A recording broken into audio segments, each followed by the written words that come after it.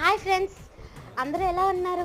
ఈరోజు ఈ మండిపోయిన ఎండలకి నేను ఒక రెసిపీ చెప్తాను, చేసుకోండి. ఈరోజు మా అమ్మ ఇంట్లో లస్సీ చేస్తానంటే లస్సీకి కావాల్సిన ఐటమ్స్ అన్నీ తీసుకొని వచ్చాను. ఏమేమి కావాలంటే పెరుగు, అరటిపండు, పంచదార, కొబ్బరికాయ and next last and final one Boost. ఈ ఐదుతోని సింపుల్గా ఈజీ టేస్టీ లస్సీ అనమాట. ఫస్ట్ పెరుగు, అరటిపండు కలిపి మిక్సీ పట్టుకోవాలి. తర్వాత ఆ రెండు మిక్సీ పట్టుకున్న తర్వాత పంచదార వేసుకోవాలి.